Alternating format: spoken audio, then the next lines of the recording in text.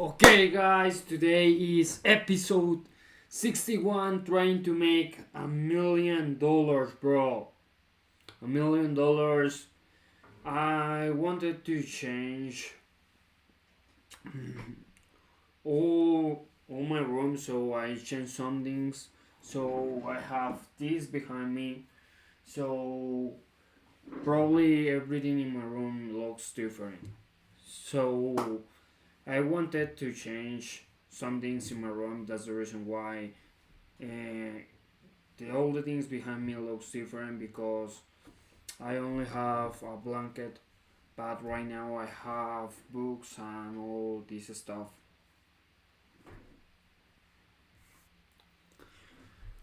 Okay, for today, this is episode 61, trying to make $1 million, bro. Episode 61, trying to make $1 million. There are only 304 days left to make $1 million, and I have no idea how to make $1 million. I don't know how to make $1 million. There are only 9 months, 29 days, and 4 hours to make $1 million. Counter is on my profile, so if you wanna see how much time I have to make $1 million, you can go to my profile and check in real time, how much time I have left. So for today, what I prepared for today. This is a beautiful day. 8 p.m. right here in my country. So let me share with you a screen, guys. Oh, bro.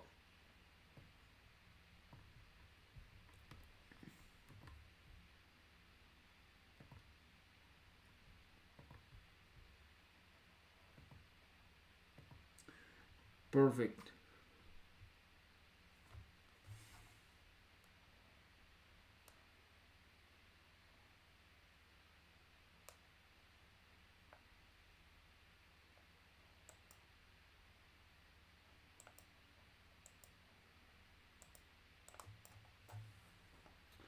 Okay, one viewer, thank you so much for joining to the live, bro. Thank you so much. I really appreciate that.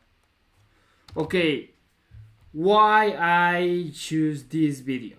The reason why I choose this video is because I want to start a shoe brand.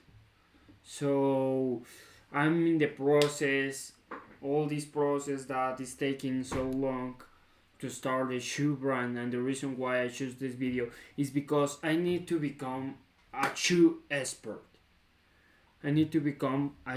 First, I want to put the counter in the left right corner. I don't know, bro. In the right corner? I'm not sure. Probably it's in the left corner for you, right corner for me. I'm not sure about that, but who cares? Okay.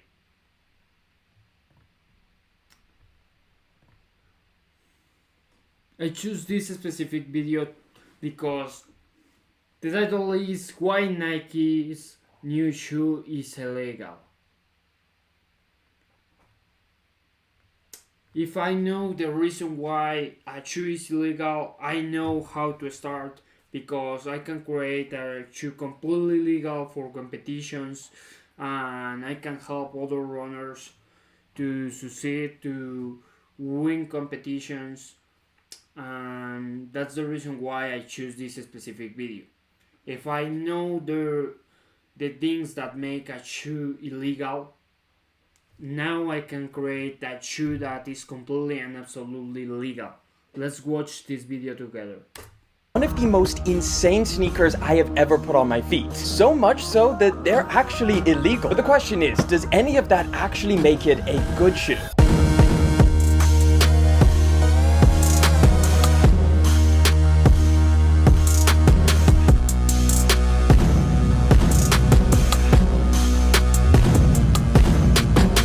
So the box is nothing special. It's basically the same running shoe box that we've seen from Nike. Orange, white Nike swoosh. But inside is something we have never seen from Nike. This is the Nike Vomero Premium. Okay, so the final sneaker in Nike's comfort period is finally here. But this one is definitely an outlier. It's the most extreme Nike shoe that I honestly never thought they would actually make. Nike arguably started the whole illegal running shoe thing when they made those Alpha Flies for Eliud Kipchoge. That forced all new regulations made on running shoes. One of them being that the stack height underneath your foot cannot exceed 40 millimeters. And the craziest part is those Alpha Flies only exceeded the 40 mark just by a little bit. Whereas this shoe completely blows past that at a staggering 55.5 millimeter stack height. By far one of the Looks beautiful. For me, it's a beautiful shoe, but the problem with the shoe is the color white, bro, because you know if you use that shoe a lot would be a problem. You need to wash that shoe, and I probably the best option is a black shoe for competitions because the shoe gets dirty. thickest shoes that you can get on the market. In fact, Nike even had to include a little statement on the back of the shoe saying not approved by World Athletics. Probably so people don't buy these things and then get banned from a race. So my biggest question with these is, does more mean better? Are these the most comfortable shoes money can buy? And of course, how do they stack up against the rest of some of Nike's most comfortable shoes? Okay, so obviously I have a ton of questions, so let's just get into it. So I've been testing this pair of shoes for the past few days in multiple different scenarios: running, casual wear, gym sessions, and even side-by-side testing them with not only the rest of Nike's lineup, but a bunch of other brands as well. But before we get into all of that, some tech specs and release details. So these are going to be dropping on October the 2nd. They're loaded up to the Nike app, so you can go and see all of the details yourself. This is going to be the launch colorway, arguably my favorite, just the sale color. Hey you, it's me again. No Are you still way. wondering how much it will cost you to start up a company in the UAE? Right, damn it. With the orange looks incredible. Retail is a whopping $230, pushing it just above the already expensive Nike Pegasus Premium. And if we're talking about specs, these are also slightly heavier than the already heavy Pegasus Premium. In fact, to make things simple so I don't have to repeat myself, I'll put up all of the different tech specs of the actual weight of the different shoes, from the Vomero Plus to the Pegasus, and of course these. These fit true to size in my opinion, or exactly the same as the rest of the Vomero lines. So if you've tried the Vomero 18, the Plus, it should be exactly the same for these, so that's what I'm going to recommend to you. So to kick things off, why don't we do a good old-fashioned blind cushioning test with someone that has never seen this pair of shoes before. Dylan has not seen the shoes in this box yet, and he won't until the test is over. The test is pretty simple. As we normally do, one shoe is going to be on the left, the other one is going to be on the right, and all you need to do is just tell me which one is more comfortable. Which one would you prefer to wear on an extended basis? Alrighty-o. So the two shoes that Dylan's going to be testing against is the Nike Pegasus Premium and the Vomero Plus. And of course, all of this is done blindfolded. Let's get started. First round, we're going to go with these two. All right, we'll go that one on your right foot and this one on your left foot. Something weird about this, dog. Hold on to the rails. I'm going to start the have you put on my feet? That is crazy. Okay, the one on the right. The one on the left feels somewhat normal, I guess. Man, if I had both of them on the right, put it on full speed, dog. Okay, so you can immediately tell the right is an outlier. Yes, immediately. Okay. But yeah, the right is definitely softer. You want to pick which one you prefer for comfort, right or left? I imagine this one, because boy, does that give you a bounce. Try one more shoe. Okay, well, look, this is not even in the same league.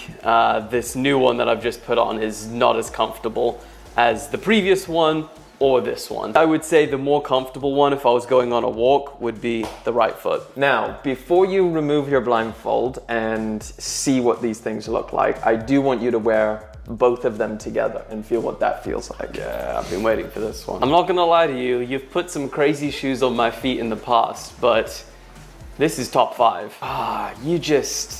You want to start running in the meadows. It's very unlike anything I've ever felt before. Yeah. Right, ready to see what you've been wearing? Yes, sir. All right, I'm gonna hand them to you, and you can remove the blindfold. God, let my eyes adjust. Damn. You know what? That actually wasn't what I was expecting. Oh, really? I was expecting, like, remember those Puma ones that you showed me that one time? Yeah. And it had those crazy contraptions on the bottom? That's what I thought. So there is such a noticeable bump. Yeah, so these are the bumps that you're feeling, the little air unit. That is crazy thick, though. Yeah. So with the cushioning test out of the way, let's talk about comfort. I really want to nail what these things represent because... Probably the reason why they are so comfortable is because the absorption, the impact absorption.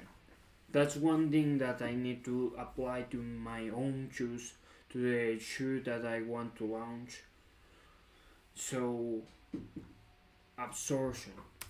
In my opinion, they're extremely different. So to answer the question, does more mean better? And I think in a lot of different scenarios when it comes to sneakers, no. But with these, I think it does. In terms of just straight, pure, unadulterated comfort, these are definitely an outlier in Nike's running shoe lineup. It's incredibly soft. Like, it's almost shocking. When I put these things on side by side with some of the most soft shoes that Nike offers, the Vomero Plus and the Pegasus Premium, these almost made those shoes feel firm and hard underfoot. And pretty much the same thing happened when I tested it with shoes from other brands like New Balance and Brooks and Adidas. The midsole is comprised of full-length Zoom X, which they do tend to change the compound a little bit, so some Zoom X materials will feel softer than others. In this case, this is definitely the softest Zoom X that I've felt. Now, of course, you can see the two giant orange Air Zoom units that they have in this midsole as well, which if you didn't know, the Air Zoom units are essentially just pockets of air with strings attached to the bottom and the top of the pod. When you step, those little strings relax, and as you step off, they snap back into place. This adds a really unique feeling of just like incredible responsiveness and bounciness, and I think that in combination with the super soft Zoom X is a very unique feeling. In my opinion, it doesn't quite feel as bouncy and responsive as the Pegasus Premium, and I think that's just because it's a much larger Air Zoom unit that they've placed in here, and obviously full length as well. But that's not really what they're going for here. This is their max cushioning shoe, so they want it to feel ultra squishy and ultra cushioned. Now, one of the most surprising things is obviously pulling these things out of the box. I was like, I'm going to snap my ankles, but they're odd.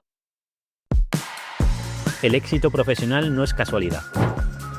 Es el resultado de una formación Oddly stable. Of course, you're not going to be buying these for stability, and if you do roll your ankle, well, you are basically falling off of a cliff. These things are so tall. But I did move around and almost try and roll my ankle, and they're a lot more stable than they look. Now, I don't want to make it sound like these are incredibly stable shoes. I just think for the category that they're in, max cushion, they feel pretty decent in terms of stability. But generally speaking, the higher the stack height, the less stable you're going to feel. I've been wear testing the barefoot shoes for about 3 weeks now, wearing them every single day, and you're not going to find a more stable shoe than this. But overall, again, especially compared to the rest of Nike's running shoe lineup, they did a great job engineering this so it doesn't just feel super wobbly and unstable. Overall comfort, it's obviously slightly subjective. So I'm specifically talking to the max cushion range, because that's what this pair of shoes is in. If you're someone who prefers less cushioning or something that's a little bit firmer, the Vomero 18s really are a great pair of shoes, or even the Vomero Plus. But the cushioning in here,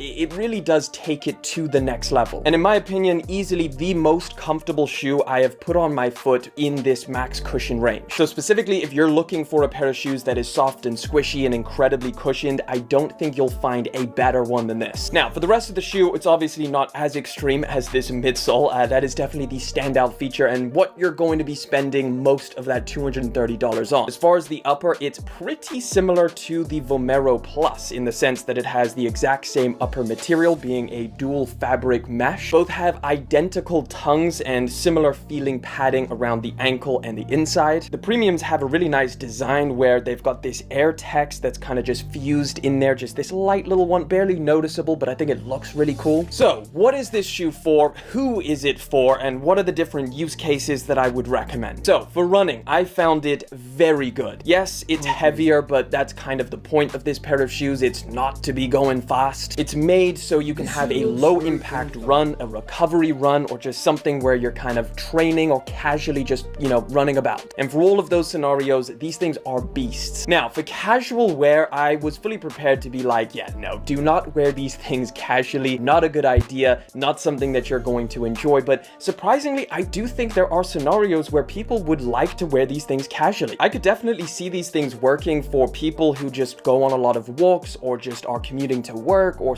standing around a lot, you know, on their feet for extended amount of hours. I don't think you'll like this as your main everyday sneaker just because of how thick this stack height is. I think you would probably prefer something a little bit slimmer and maybe a little bit firmer as well, like the Vomero Plus or the Vomero 18s. But if you're super into max cushion shoes, the softest, craziest experiences that you can get underfoot, you might actually like these things. Now, as for the look, because I think that is probably the biggest wow factor, like as soon as you see these things, you just think, whoa, like what is going on here? And yes, they are very chunky. If you're wearing them with shorts, they are going to stand out a lot. But at this point, I think we're all so used to seeing kind of shoes like this. They're super popular now, like Hoka's and obviously New Balance with their super thick soles. It's kind of something that is not as polarizing as it would have been a couple of years ago. So yeah, it's really just down to if you think you can pull them off, pull them off. I think the main sticking point with this pair of shoes is gotta be the retail price. $230 is pretty insane. All I'll say is that it is a wild experience putting them on foot and just feeling how soft they are. That first experience of stepping into these things, it's incredible. But I'd love to know what you guys think about the Vomero Premium. Is it too extreme or do you like the look of them? Let me know down in the...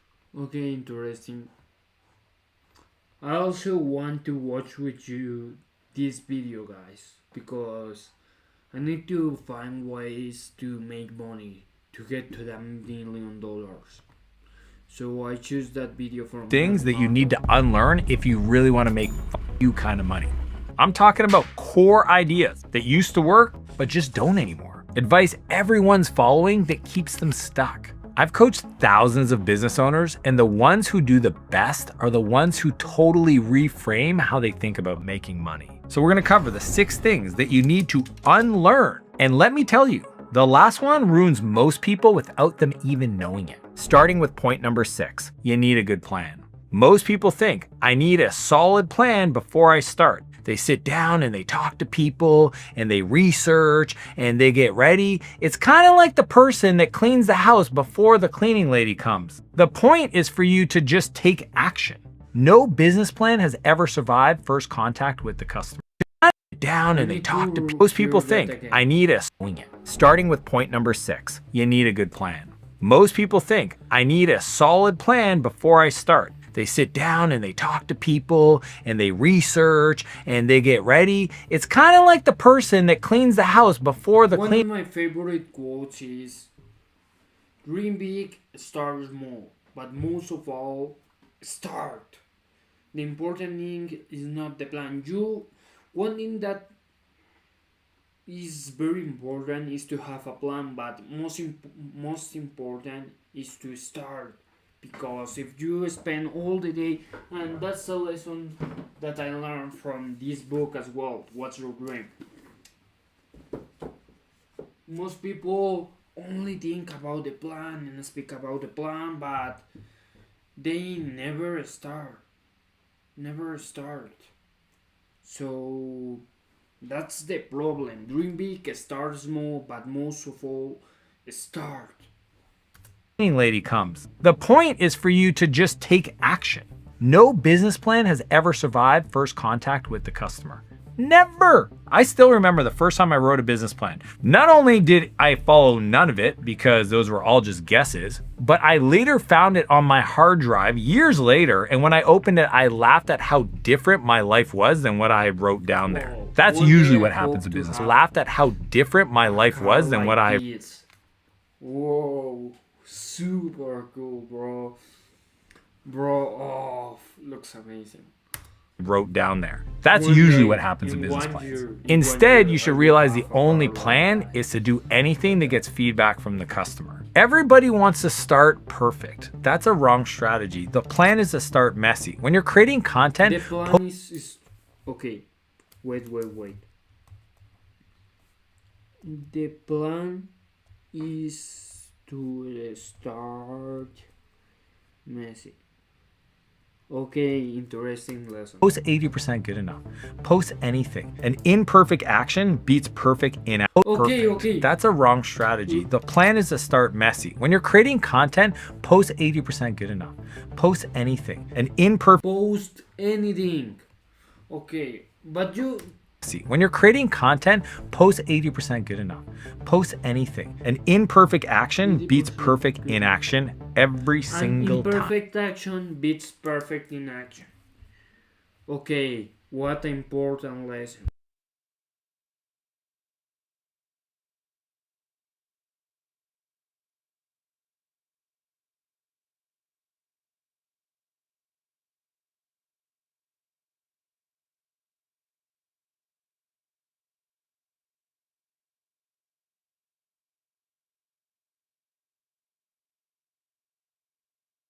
Okay, let's go. So now you're taking action. But if you're doing it the old way, you're still gonna burn yourself out.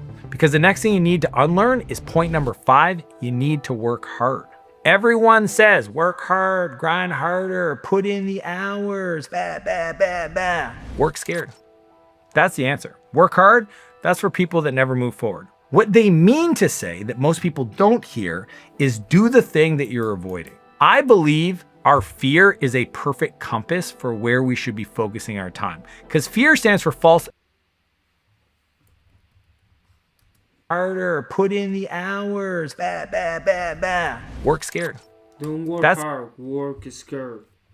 the answer. Work hard, that's for people that never move forward. What they mean to say that most people don't hear is do the thing that you're avoiding. I believe our fear is a perfect compass for where we should be focusing our time. Because fear stands for false evidence appearing real, which means on the other side of that is everything you've wanted.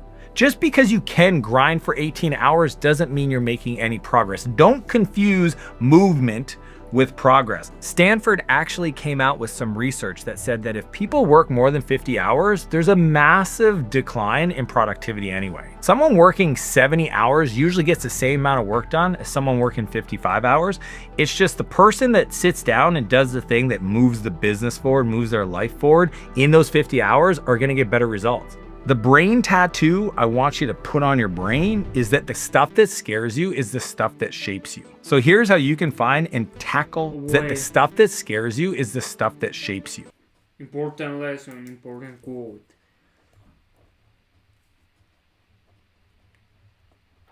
The stuff that scares you is the stuff that shapes you.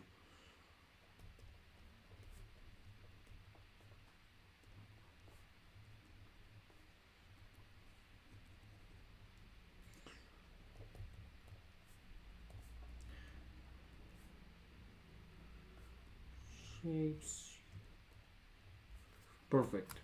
So here's how you can find and tackle the scary work. I want you to look at the next week of your calendar and I want you to circle the things that you've written down that you want to do that you know scare you a little bit, that make you uncomfortable. Maybe it's creating content, maybe it's making sales calls, maybe it's trying to recruit somebody.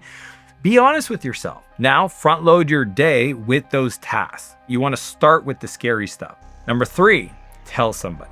Tell somebody you're scared. Tell somebody that that's what you're starting with. Tell somebody. Okay, guys, I need to tell you I'm scared. I need to tell you that I don't know if this project will work.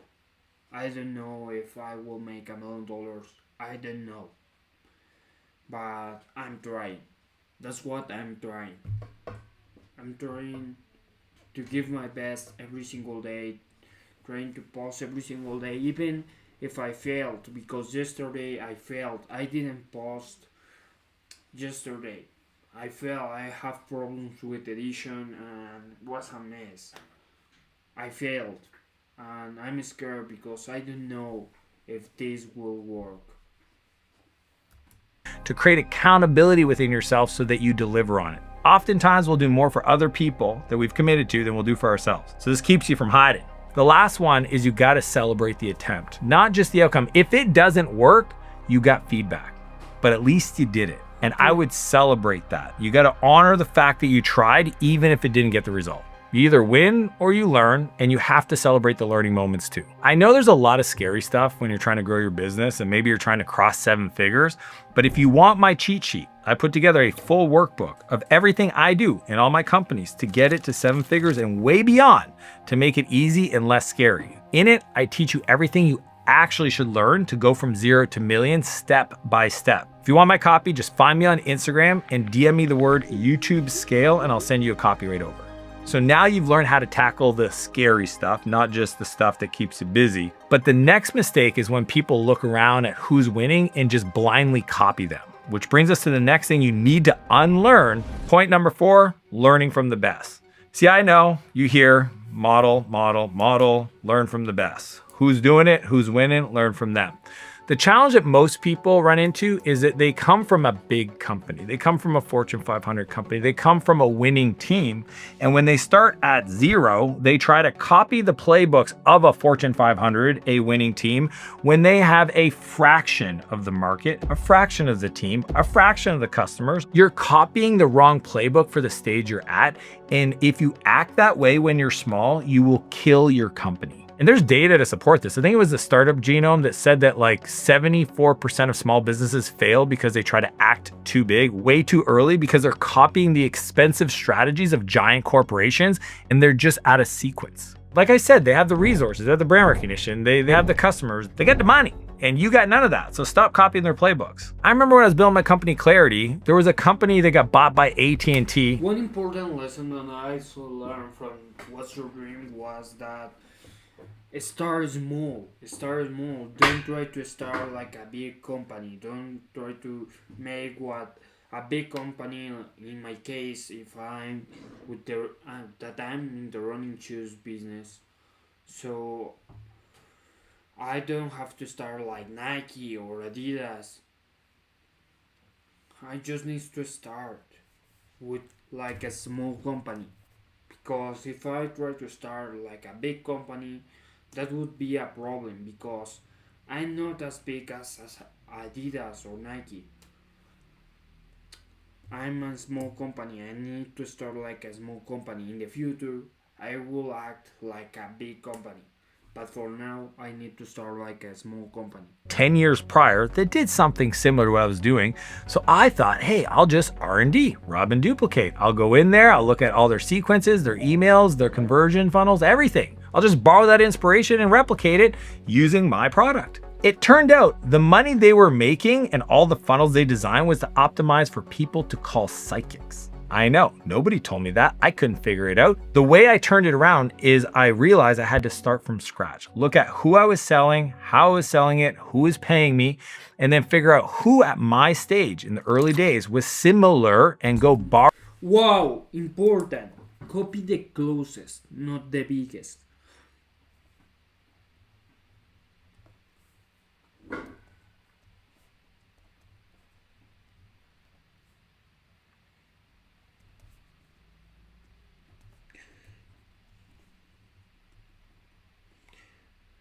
Wait. I need something important. Sharpie.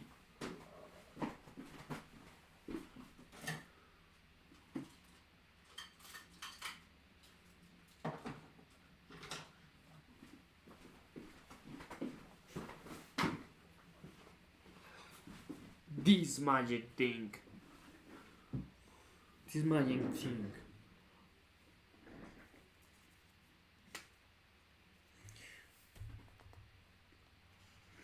This is an important lesson. Copy the closest, not the biggest. One of the most important lessons I learned. Probably this will be the most important lesson I learned from this video. That I will learn from this video, I don't know. But probably this will be the most important thing I will learn from this video. But there's still 4 more lessons, I'm not sure. Borrow their playbooks, borrow their positioning, borrow their ideas for creativity, because we're at the same level. People don't realize when Facebook launched, it launched at Harvard. If you're launching a social network and you're trying to compete against Facebook today the same way they built today, you're gonna fail. Don't copy Tesla when you're just trying to build an electric go-kart. So if you can't copy big companies, who do you learn from? Well, here's my filter. First, find 3 companies that are similar to you and your stage that are just maybe 6 or 12 months ahead of you. Number 2 is then you're going to use these really cool tools, similar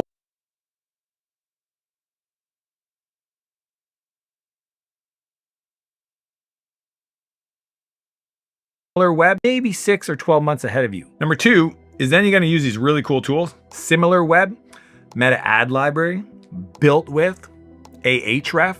These are all incredible tools to essentially reverse engineer how these businesses were built. Their funnels, their traffic, their strategies. You can even figure out who is their number 1 partner that's generating 80% of the traffic. Maybe you can reach out to them and get them to send the traffic to you. Once you do that, copy the structure. Take their frameworks, their best practices, but swap in your own offer. This isn't copy paste. This is frameworks to send the traffic to you that's generating 80% of the traffic. Maybe you can reach out to them and get them to send the traffic to you. Once you do that, copy the structure. Take their frameworks, their best practices, but swap in your own offer. This isn't copy paste.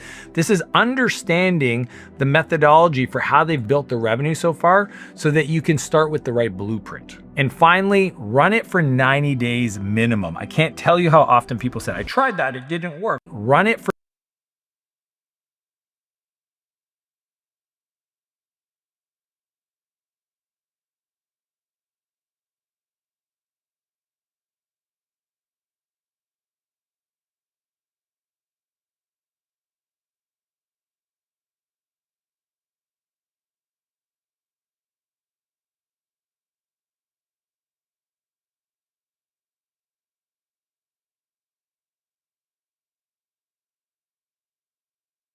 for 90 days minimum. I can't tell you how often people say, I tried that, it didn't work. Well, you tried it once. How about you try it for 90 days? You put it in place. You let the offer get eyeballs. Don't get creative yet. Just do the one thing that you've seen work and see if it could work for you. So now you're taking action and working smart. But here's one area where old advice will absolutely wreck you if you follow it. And that's when you hear people say, point number 3, take your time with hiring. The old advice was hire slow, fire slow. This is where you had people work for companies for 25 years. Today, that advice is completely wrong. In the new world, it's all about moving faster. You need to hire fast, you need to test fast, and you need to fire fast. Because if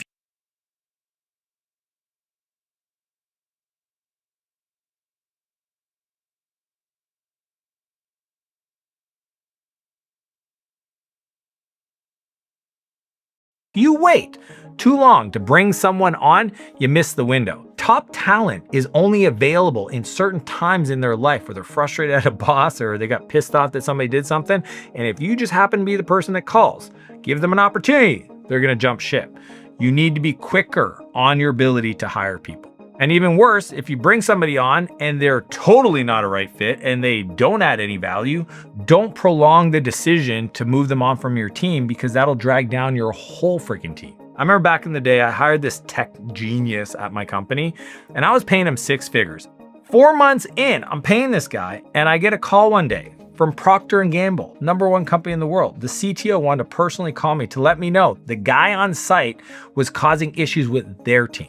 And I'm sitting there going, here's a guy that I hired that's supposed to be the expert, supposed to be the genius, and he's the one messing up. But I feel like I can't let him go because he clearly knows more than me. He's technically a genius. Me waiting too long to fire him almost cost me that contract, hundreds of thousands of dollars. Every week that you have the wrong person costs you twice their salary. So let me teach you how I hire that you have the wrong person. That's important.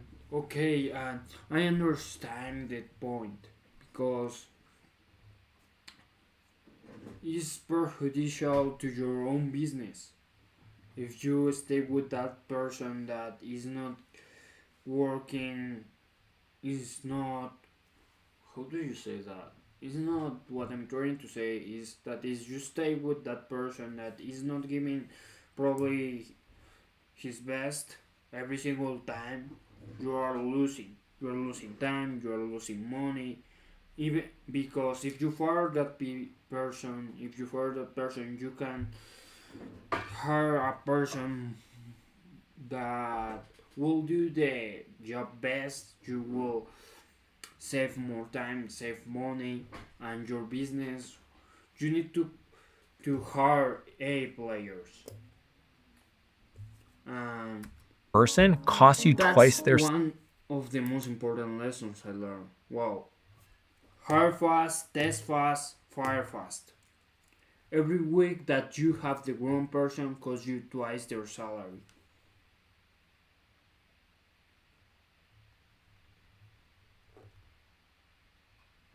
Let me take notes. salary. So let me teach you how I hire across all my companies, and we use this 5-step process every time. The first thing is you gotta run ads to find a lot of candidates. Most people when they recruit, they just don't have a lot of people applying, so they just take the first person that looks decent. We spend about 5% of their annual compensation, the total comp, on ads. I'm talking LinkedIn, Indeed, local if it's a local job. The role pays 100 grand, I spend 5,000 on ads. Most people spend no money on recruiting. Number 2 is have them complete a 1-minute video explaining why they want to join your team and answer some other questions because that'll help explaining How to hire. Okay, wait. This will be helpful in the future.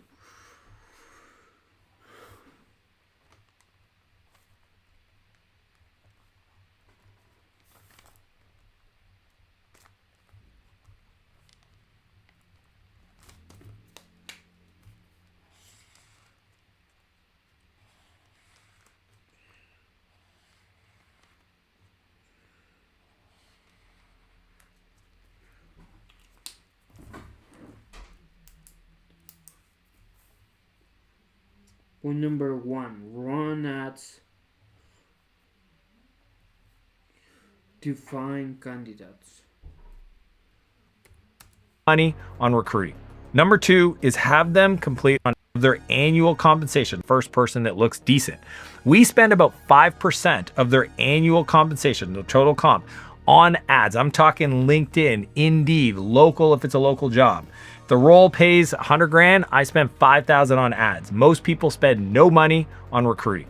Number 2 is have them complete a 1-minute video explaining why they want to join your team and answer some other questions because that'll help you sort way quicker. I can tell in a video based on how somebody's communicating, what books they like to read, they tell me about why they want to work there, if they're even in the realm of potential. Because I always hire the soul trained for the role, I can see in the video if I got the right soul. If they pass that, then the next step is have them do a cognitive test or some kind of behavioral test. I use Predictive Index. You that is have them do a cognitive test or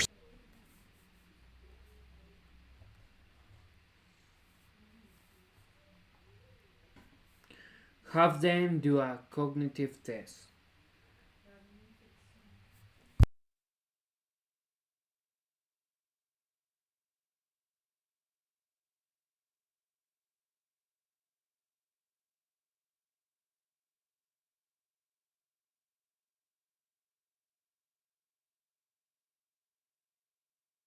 a cognitive test or some kind of behavioral test. I use Predictive Index. You can use whatever you want. There's tons of them. And it's not a no-go decision, like if they don't pass a certain level, but it just gives me more data to inform myself and the teams when they're making the hiring decision. It understands their default, who they are as a person, at some levels, their IQ or their ability to process information, which is gonna tell me how they're gonna work on my team. I can even compare them to other people on my team to see who they're most like. Number 4 is you pick the 3 best candidates and give them a Number 4, send test projects to the best 3.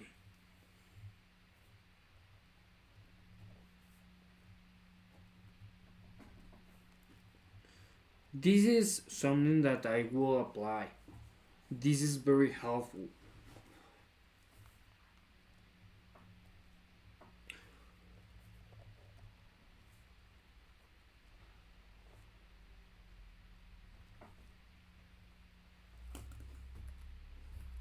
paid test project. My whole rule is I can't work with you till I work with you, which means I got to give them a simulation of how it's going to work on our team that they got to do before they even join our team. Usually it's about a 10-hour project, and I'll pay them for that if they want. But the idea is for them to get to know us and us to know them, and all three candidates do the same project so I can evaluate their output against each other. The last one is let your team make the final decision. I give everybody on a hiring team the veto power to choose who they work with. Why? That allows them to have ownership on hiring. I mean, when they start, they want to see them win because they were involved in it. They don't feel like you're pushing people on them, and it's just the right way to hire. The trick is to move fast at every stage. And honestly, if it's not a hell yeah, it's a heck no. Like, just honor your gut. So now we got you moving fast and you're building your team. Awesome. Next, we need to unlearn something that you've probably heard not only just in business, but also in life. Point number 2, you gotta be well-rounded. Everybody's gonna say, you gotta be well-rounded. You gotta be the jack of all trades. You gotta know a little bit about everything. But being good at everything means you're not great at anything. The world's best people are tip of the spear, great at something. They've decided to master a skill.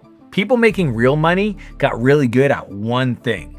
Everything else they outsource or they ignore. In many ways, you have to almost like be willingly ignorant to not learn other stuff because you could, so that you have the time to become masterful at one thing. It's like an OCD focus level of attention. You have to have people go like, oh my God, you're so intense. It's like, I'm trying to be the best at something. And if they give you a hard time, remind them, if I was going for Olympic gold as a skier, you wouldn't give me a hard time for training. You wouldn't give me a hard time for hiring a coach. You wouldn't give me a hard time for studying other people.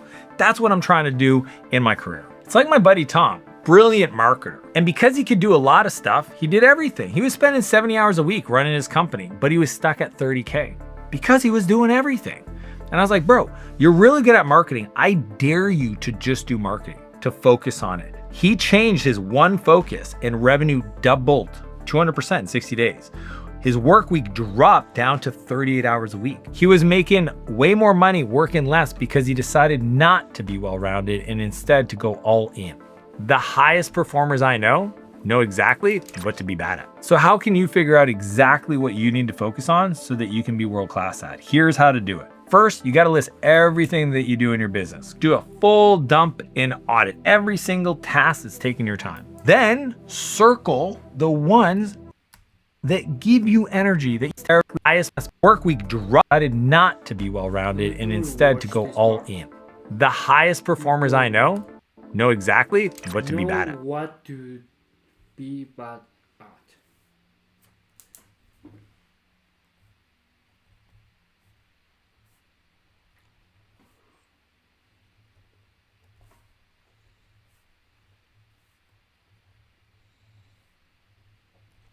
Okay. So how can you figure out exactly what you need to focus on so that you can be world-class at? Here's how to do it. First, you gotta list everything that you do in your business. Do a full dump and audit every single task that's taking your time. Then circle the ones that give you energy, that you enjoy doing.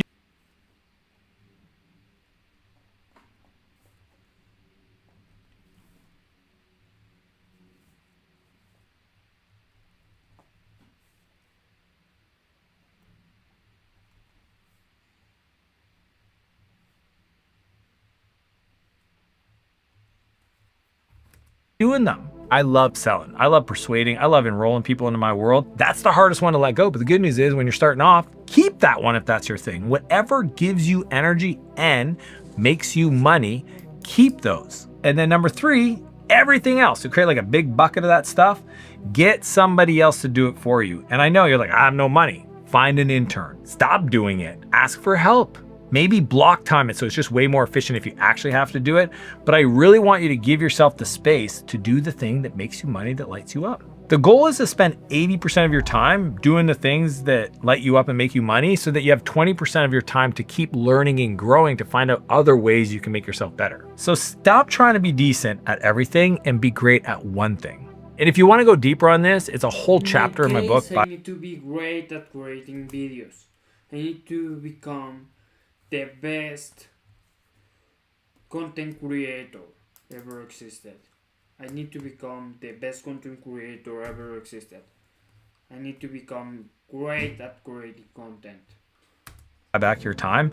But if you just start with what I share with you, it's going to give you massive results. So now you're focused. Awesome. You're getting really good at one thing. But none of that matters if you're going in the wrong direction, which is why the last thing you need to unlearn is point number 1. Follow your passion. Everybody says follow your passion. But here's what I discovered. You could be passionate about something and still be a failure. You could say, I want to do this because I'm more passionate about that, and still never win. Because you always just defaulting to your passion and avoiding the work and avoiding the monotonous and avoiding the being consistent, that doesn't work either. Passion without a market is just an expensive hobby.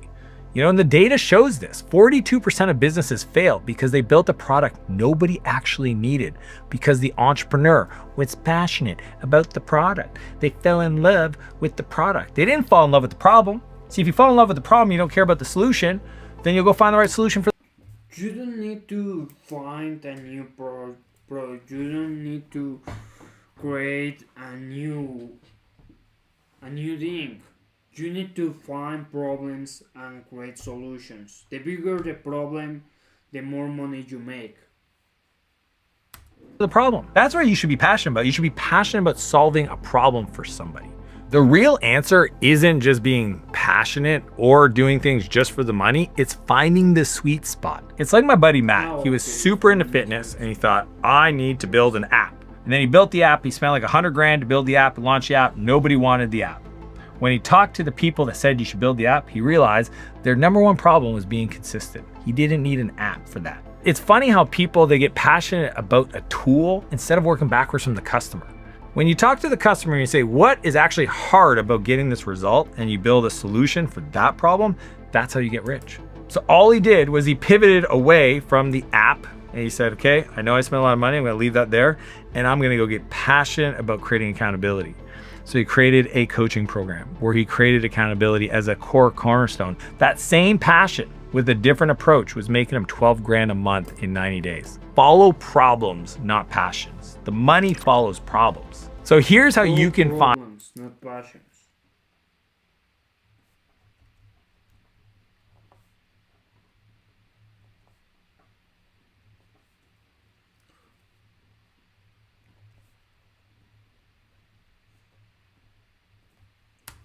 something that, yes, you have passion around, but that you can actually monetize. The framework is called Ikigai. Essentially, you draw 4 big circles, each one representing a different question, and what we want to find out is what's in the middle. So the first question is, what do you love doing?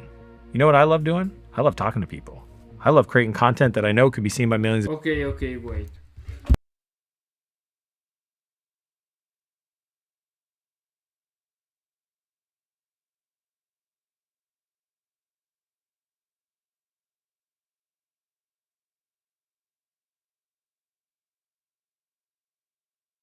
I want to apply what I'm learning, so I'm going to draw the 4 circles. and what we want to find out is what's in the middle. So the first question is,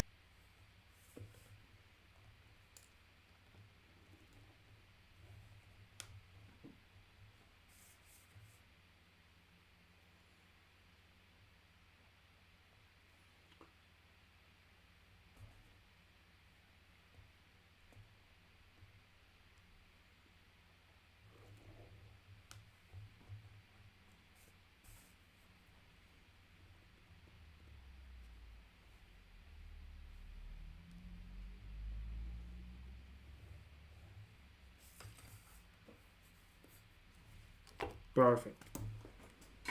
I was using this, bro. what do you love doing? You know what I love doing? I love talking to people. So the first question is, what do you love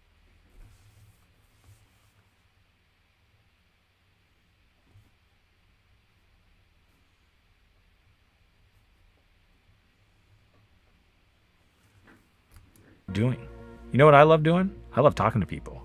I love creating content that I know could be seen by millions of people because it feels efficient. I'm a nerd when it comes to effective. Second question you want to ask yourself, the other circle, is what are you good at? What do you feel that other people tell you like, hey man, you're really good at that? That's where you want to go looking. What are things that you do naturally? You're just like, I don't know, why do people keep saying I'm good at this? That's the answer to that question. The third circle is what does the world need? As much as question. The third circle is what does the world need? As much as you have a need to print paper, the world doesn't want printed paper anymore. And then the fourth big circle is what can you get paid for? And that one's easy to answer anymore. And then the fourth big circle is what can you get paid for? Okay.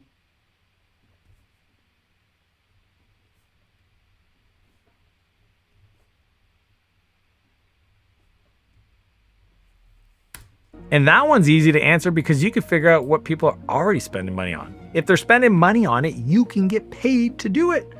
If you look at those 4 questions and think about what fits in the middle, that's your sweet spot. That's what you should be building your business around. But you need all 4. So I encourage you to scroll back. Okay, let me check. What are you good at? What I'm good at? Creating content? Probably, I don't know. Probably my content sucks. But I don't know. I need more feedback. If you can give me feedback in the comments, drop your opinion in the comments, bro. If you can give me feedback. Okay, what I'm good at. Let's put creating content. What do you love doing? No. Probably creating content. What does the world need? What problem I'm solving with the running shoes? Comfortable shoes. They need comfortable shoes and the durability. Hi Faith, I watched your video in Spanish. I think the dynamic feels a bit more natural. What kind of results did you get with your audience?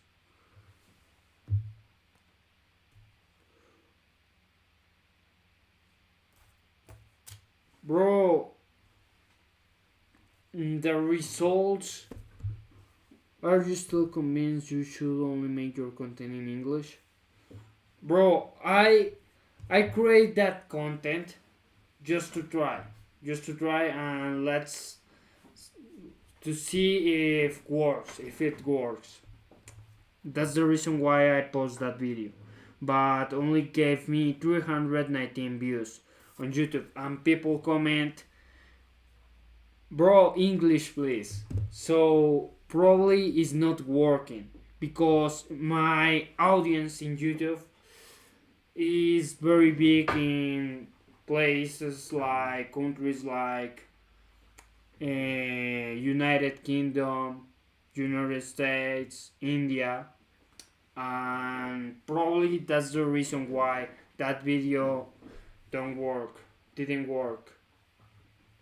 The reason why that video didn't work was because my audience in YouTube is very different from my audience on TikTok or on Instagram. So that's the reason why. But on Instagram, a different thing happens. The video got 700 views. 700 views.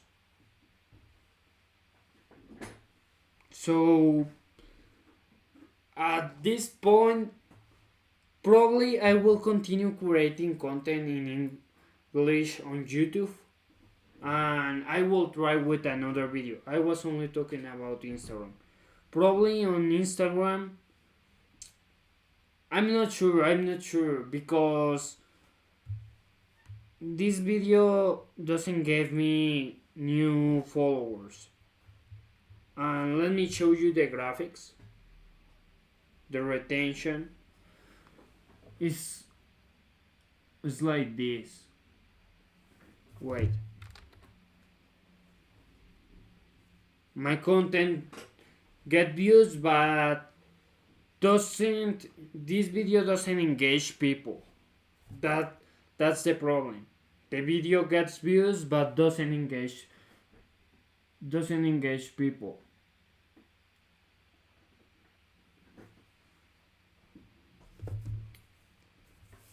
Right now, it's like this. And I need the content to do this. That's the problem.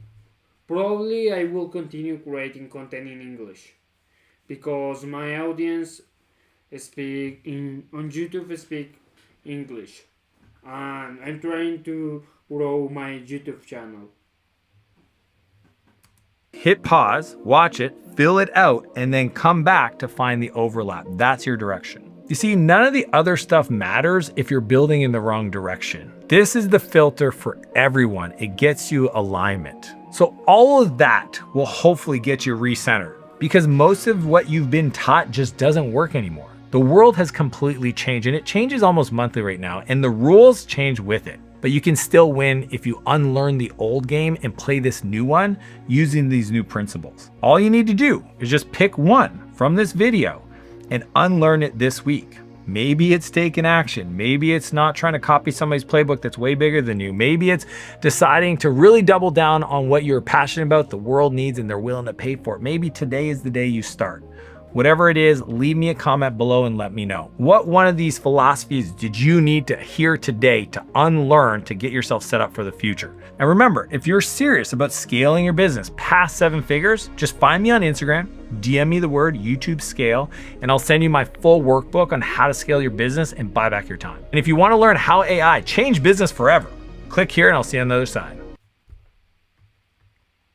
Okay.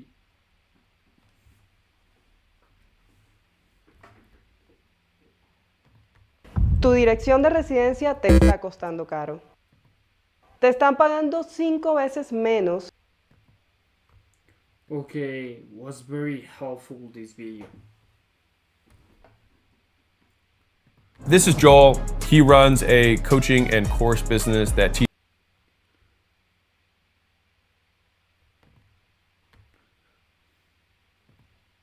Okay, what's your opinion about this video? The most important lesson I learned is how to hire people and also copy the closest, not the biggest. Because I think this is a very huge problem. Most people try to copy the biggest when they are a small business. So the most important lesson that I get from this video that I got from that video was copy the closest, not the biggest. That's the biggest lesson I got from that video.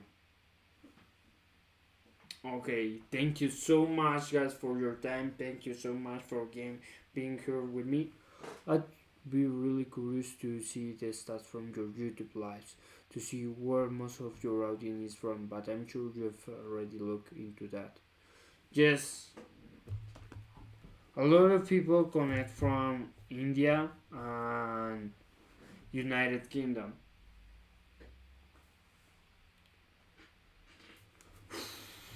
Was an interesting day. Okay, I learned a couple lessons. Thank you so much guys for being here with me. I really appreciate that. Probably tomorrow, yes, in my YouTube lives. And on the okay. Wait a minute.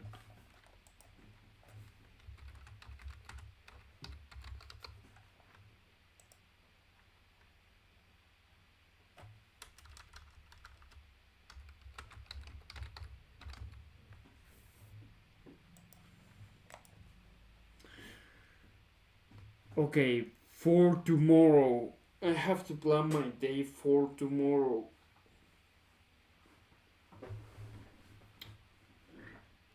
This video by Alex Hormozzi looks interesting, but right now I'm not building a coaching business. My type of business is very different.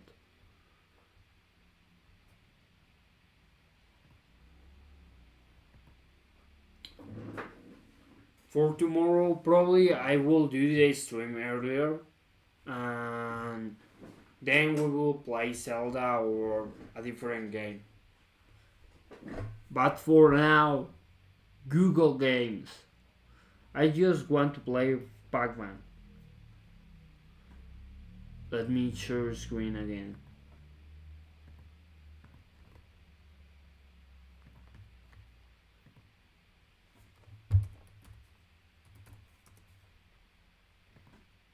Okay. Okay. I only have one chance to do this. I need to play a strategy.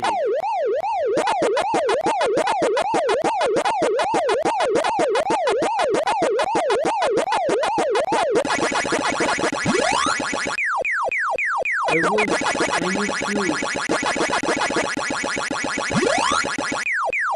to take all the dots from the center first.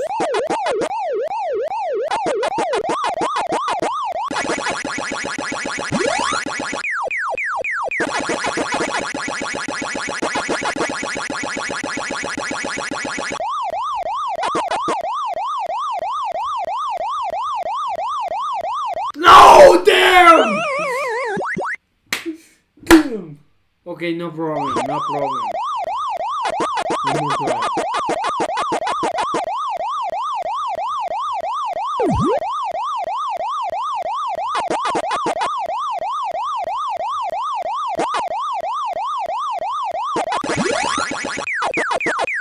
Perfect.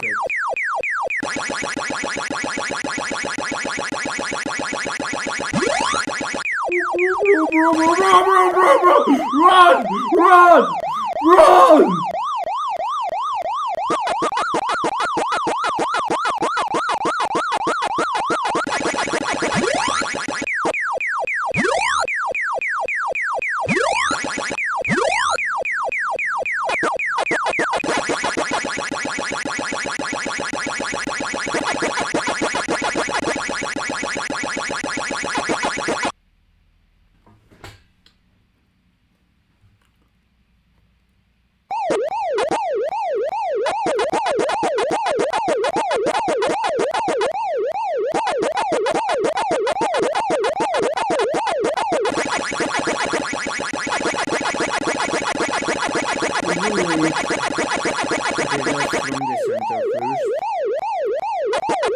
Oh, bro.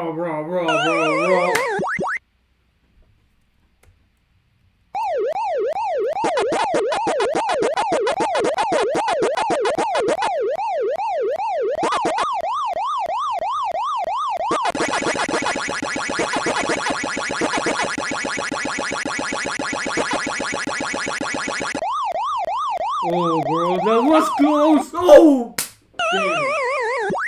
Okay, game over.